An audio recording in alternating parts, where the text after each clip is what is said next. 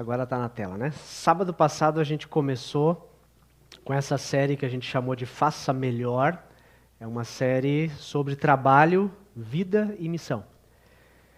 E a gente veio lembrando que o trabalho faz parte da vida de cada um de nós. Mesmo que talvez alguém não tenha um emprego, talvez você seja um estudante e estudar dá trabalho, talvez você esteja envolvido com as tarefas da casa e cuidar da casa, dos filhos, dá muito trabalho.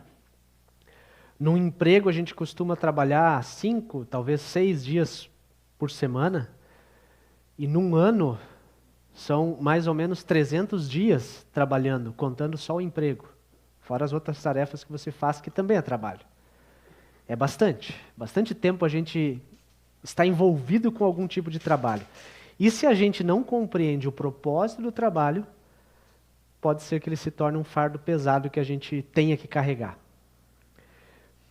Essa é a intenção da nossa série, é encontrar sentido naquilo que nós fazemos todos os dias. O primeiro culto foi o tema trabalhar para quê? Para que a gente trabalha? E aí nós fomos lembrados, percebemos que Deus nos criou para o trabalho, nós fomos criados para trabalhar. O próprio Deus é um Deus que trabalha e se revela pela obra que Ele criou, pelas coisas que Ele fez. Só que a gente lembrou também que no começo o trabalho não era penoso. No começo era uma coisa boa, para ver os frutos da realização do trabalho. Mas com a desobediência da humanidade, um dos castigos que Adão recebeu foi que, a partir daquele momento, o seu sustento viria por meio do suor do seu rosto, viria com muito suor. Nós trabalhamos para ganhar o pão de cada dia, o nosso e da nossa família, trabalhamos para ter reconhecimento, a gente deseja bens materiais, queremos fazer o nosso nome por meio do trabalho, nos afirmar enquanto pessoas, mas no desejo de tudo isso, existe o perigo da gente se perder.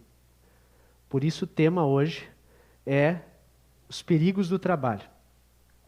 O texto que a gente ouviu, ele foi escrito por um homem que ao longo da caminhada do trabalho se sentiu perdido. Esse homem vai fazendo o seu relato de sabedoria, dizendo, em última análise, ele está dizendo assim, olha, não vai por aqui porque eu tentei ir por esse caminho e não é isso que traz o sucesso. Não é isso que traz verdadeira realização. Esse homem que eu estou falando é o Salomão. Salomão, autor do Eclesiastes. E eu fui procurar no LinkedIn. LinkedIn é uma rede social de trabalho, né? Para saber mais sobre o Salomão. Achei o perfil dele. Vocês vão rir, claro. É uma piada, tá? Para quem não conhece o LinkedIn, é uma piada. Não tem o perfil lá. É CEO de Israel, né? Na linguagem mais atual, é o CEO, é o cara que manda. Empresário bem-sucedido, construtor, escritor, poeta, autor dos best-sellers, né? Os mais vendidos Provérbios, Eclesiastes, Cantares. Quando ainda era jovem, o Senhor disse a Salomão, olha, você pode pedir o que quiser, eu vou te dar. O que você quiser, eu vou te dar. Pensa num pedido.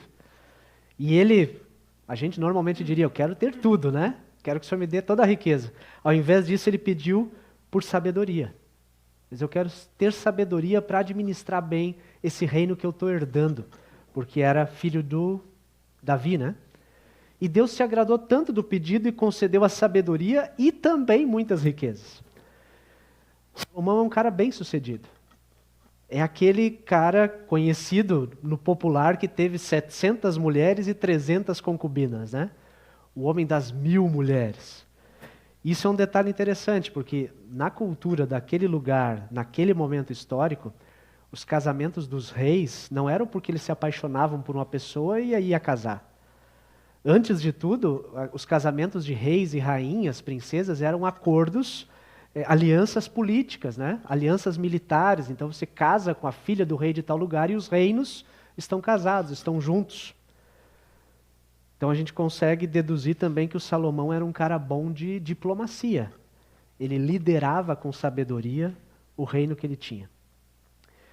Esse cara sábio, tão sábio como nenhum outro no seu tempo, relata no livro de Eclesiastes que ele se esforçou para compreender o sentido de tudo que a gente faz ao longo da vida.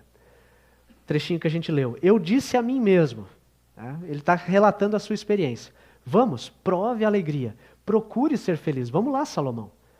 Resolvi no meu coração descobrir o que de bom os filhos dos homens poderiam fazer debaixo do céu, ou debaixo do sol, dependendo da tradução, durante os poucos dias da sua vida. Salomão está na busca pelo topo da experiência humana.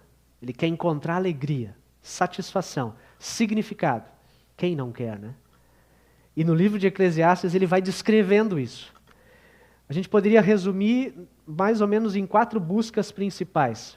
Ele diz que buscou felicidade no prazer, e ele fala também o prazer das mulheres, o prazer da bebida, ele diz que se entregou ao vinho, experimentou o que tinha disponível na sua época para proporcionar prazer. Ele teve também muitos recursos materiais, muito dinheiro mesmo, como a gente não consegue nem imaginar. Construiu palácios, construiu cidades, inclusive o templo, né, que até hoje é tão falado, o Templo de Salomão, que era uma obra majestosa, dedicada ao Senhor. Ele tinha os melhores cavalos da época, os melhores camelos, vestia as roupas de marca, né, os melhores tecidos que tinham na época era a roupa do Salomão. Ele experimentou também fama e sucesso. No tempo dele, ele foi a pessoa mais famosa do mundo conhecido. Fazendo uma brincadeira agora, poderia dizer que nas capas da revista só estava o rosto do Salomão, né? O homem do século. Esse é o cara, o empreendedor, o grande rei, né? Era o campeão de seguidores nas redes sociais. Quando vinha programa de entrevista na TV, entrevistado pelo Bial, era o Salomão. Ele mergulhou fundo no trabalho.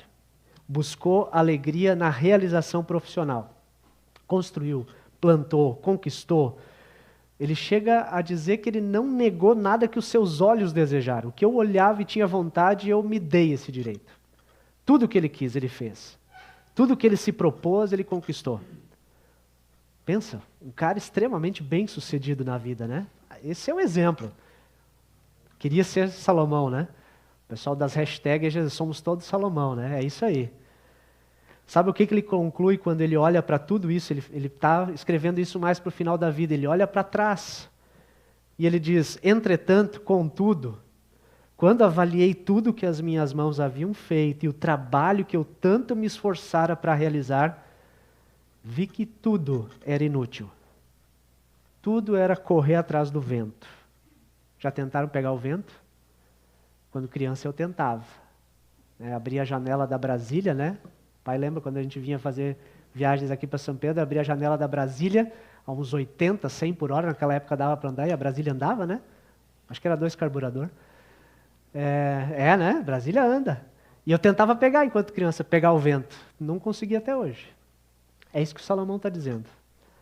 Vi que tudo isso é correr atrás do vento. Não há nenhum proveito no que se faz debaixo do sol. Parece melancólico isso, né? Parece depressivo. O Salomão não conseguiu achar proveito em nada. A descoberta do sábio Salomão é que as coisas desse mundo não satisfazem completamente o nosso coração. Elas podem proporcionar alguns momentos bons, mas elas não satisfazem aquela busca. Não é suficiente para preencher o vazio que existia dentro do peito do Salomão e um vazio que existe dentro do nosso peito de ser humano também.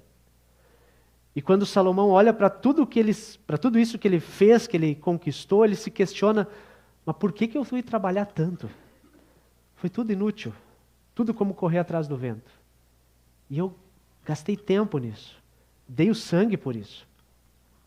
Ao longo do livro de Eclesiastes, ele diz que é preciso que a gente tome cuidado na nossa relação com o trabalho. Por quê? Porque no anseio da gente de nos realizarmos na vida, nós podemos nos perder na nossa relação com o trabalho. Às vezes a gente confunde e foca tanto e acaba colocando o trabalho acima de algumas outras coisas que são muito mais importantes. A gente precisa encontrar o equilíbrio entre o trabalho e a vida.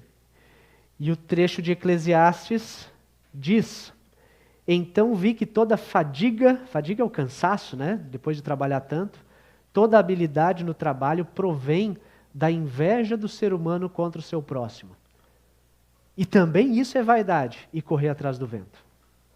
O que ele está dizendo é que muito do trabalho humano tem como motivação a inveja que nós temos uns dos outros. A competição para ver quem é melhor. E isso, diz Salomão, é correr atrás do vento. Se você vai trabalhar só para ver quem é o melhor, só porque quer ser melhor do que o outro, não vai dar certo. Deus nos criou para o trabalho, Ele nos chama para o trabalho, mas não por pura competição. Deus nos deu o trabalho como um presente para nossa realização, para o nosso sustento, realizar dos nossos sonhos, daquilo que a gente quer fazer junto enquanto família. A gente trabalha para cooperar, porque outras pessoas precisam do meu trabalho e eu preciso do trabalho de outras pessoas, daquilo que eu faço no meu dia a dia. Então a gente trabalha por realização, por cooperação e também como uma adoração. Porque nós servimos ao Senhor adorando-o por meio daquilo que fazemos. Por isso que a gente busca fazer o melhor. Porque aquilo que eu faço no meu dia a dia, adora o Senhor. Coloca o nome do Senhor acima de todas as coisas. Só que aí ao longo da caminhada a gente pode se perder nas motivações e passar a trabalhar para se autoafirmar. Para mostrar quem eu sou. Como eu sou bom. E aí aos poucos a gente deixa de cooperar para passar a competir. Queremos ser melhores que o colega. Queremos ser melhores do que o chefe. E em vez de adorar e servir a Deus, nós servimos o nosso próprio orgulho, correndo o risco do trabalho se tornar até mesmo um ídolo dentro do nosso coração.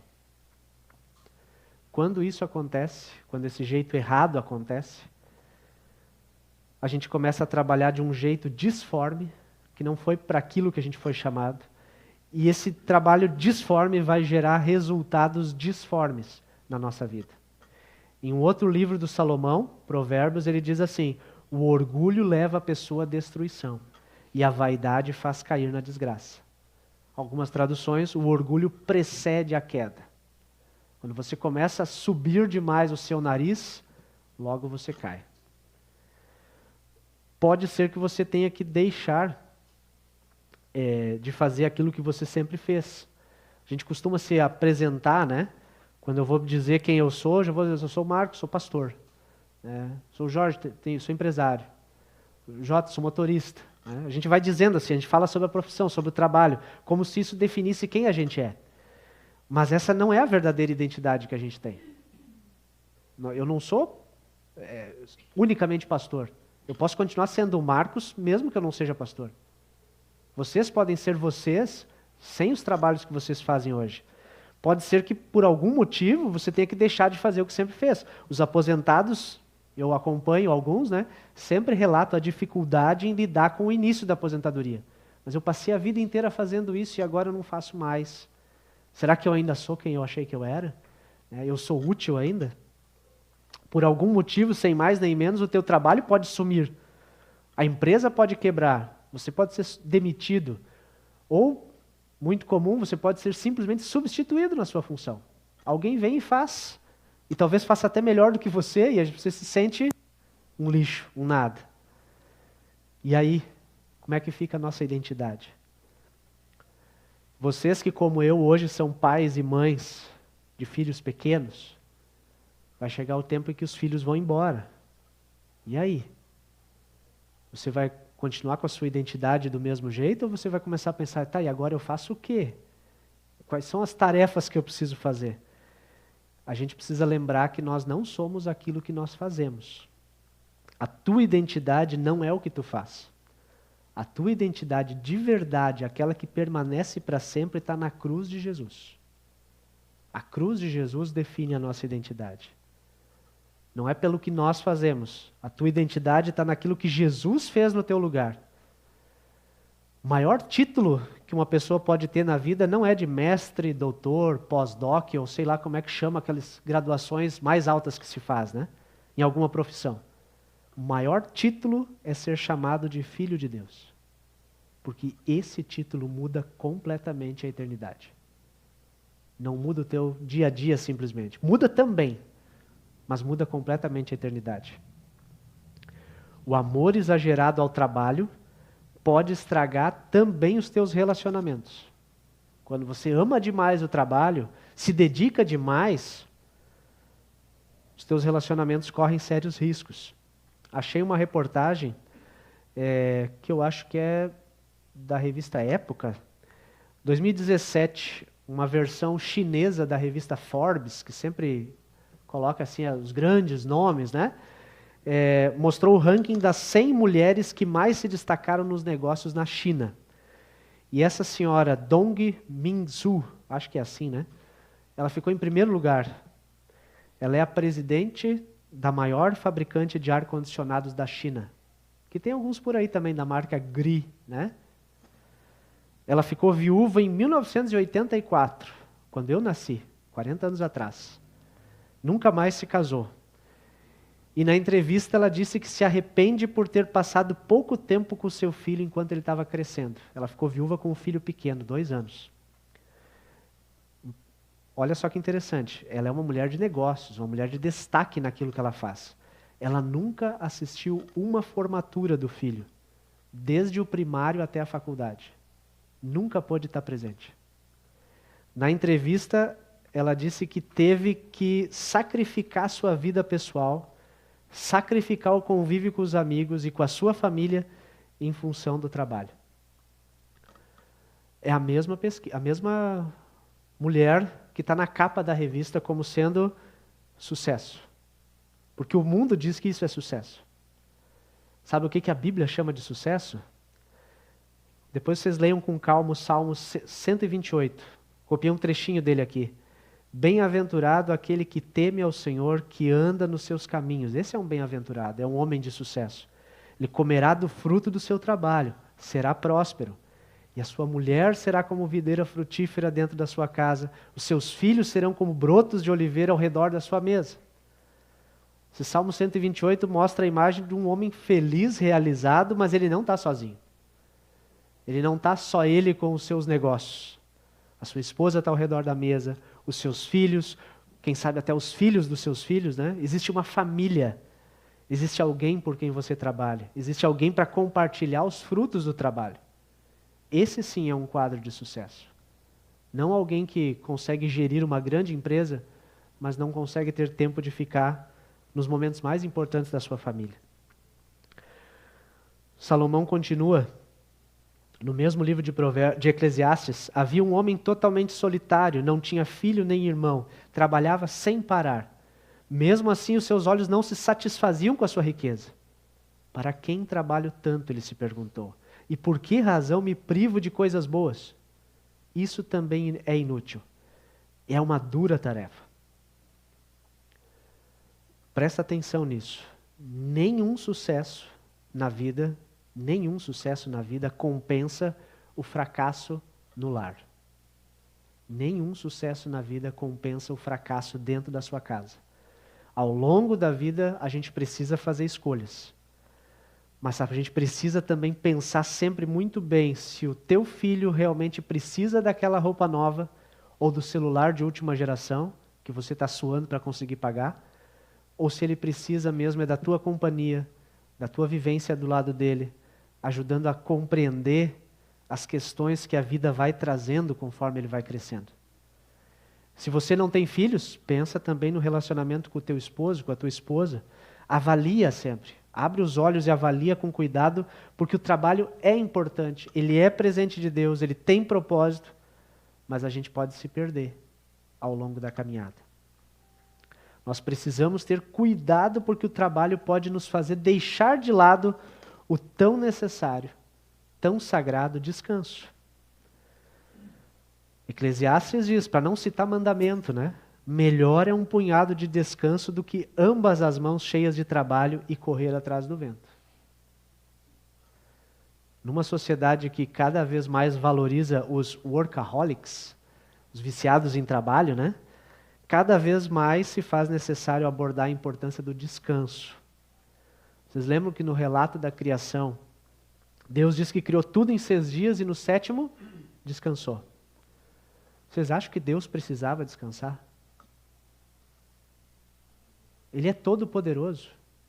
Deus, em essência, ele não tem como ele se cansar. Deus não precisa de descanso, mas nós precisamos. E como a gente precisa. Por isso Deus não apenas nos criou, mas ele também criou uma rotina para nós. Trabalhar por um período de tempo e depois ter um período de descanso. Deus queria, com esse relato, nos ensinar que nós precisamos trabalhar, sim. Descansar, sim. O tempo de descanso é o tempo em que a gente se reencontra com a gente mesmo, com a nossa identidade. E nesse descanso nós lembramos quem nós somos diante de Deus. Nós lembramos que vivemos debaixo do cuidado dele. Se a gente não parar de trabalhar para pensar naquilo que a gente fez, para pensar no que Deus fez por nós, a gente se perde. É no descanso que Deus nos lembra que tudo que nós fazemos depende dele. E que o nosso trabalho é para servir a ele. O trabalho é a criação de Deus, é sagrado para nós, mas o descanso também é criação de Deus e também precisa ser sagrado para nós. A gente precisa aprender a descansar, e eu me incluo nisso. Eu preciso reaprender a descansar, porque às vezes até mesmo naquele tempo que você separa para o descanso, você se pega trabalhando. Ou fazendo coisas que você não precisava fazer naquele momento. Mas como você está às vezes no remoto, né? Está ali, alguém chamou, uma demanda de WhatsApp, a gente responde. A gente não consegue mais se desligar. E é preciso a gente desligar a nossa cabeça, o nosso coração, para ela se conectar melhor com o Pai. Aqui no caminho, daqui para Porto Alegre, pela 287, tem o ponto de parada Lisa Ruth. Acho que quem já fez esse trajeto já conhece ali, né? Santa Cruz do Sul. Para mim, de longe, um dos melhores e mais completos lugares para parar. Só que tem um detalhe. É beira de estrada, né? Final de semana tem um movimento enorme. Lisa Ruth não abre aos domingos. Já se deram conta disso? Já passaram dele lá, domingo está fechado. Tem um potencial de venda enorme, comida boa. Só que eles não abrem aos domingos. E eu sei que eles iriam vender muito se estivesse aberto aos domingos. E eles sabem também. Mas eu mesmo, um dia lá caminhando, olhando as coisas, eu li num bilhete, num mural dentro da loja, dizendo que eles não abririam aos domingos para proporcionar para todos os seus colaboradores um tempo de descanso com a família e a possibilidade de eles irem à igreja. Interessante, né? Estava escrito isso lá dentro do restaurante. Faz a gente pensar.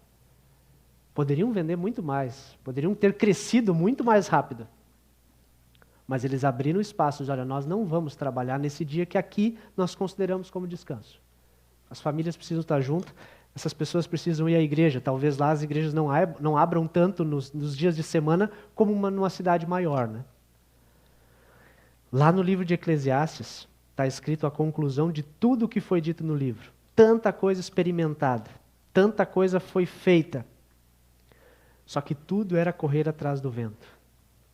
E aí a gente termina Eclesiastes se perguntando, tá, mas e afinal, o que vale a pena então? Se a gente corre atrás de tudo isso e no final é só vento, o que vale a pena? Eclesiastes 12, 3. De tudo o que se ouviu, a conclusão é esta: tema a Deus e guarde os seus mandamentos. Ele fez uma volta enorme, de uma vida inteira, e disse, olha, quer saber o que tira de tudo isso? Tema a Deus e guarde os seus mandamentos. Salomão é o cara que tem experiência na busca do prazer, na busca da realização pessoal por meio do trabalho, teve tudo o que os seus olhos desejaram, tem sabedoria como ninguém teve naquele momento, e a conclusão dele, aquilo que a gente já sabe. Aquilo que a gente aprendeu desde que a gente foi batizado, que os pais ensinaram para a gente.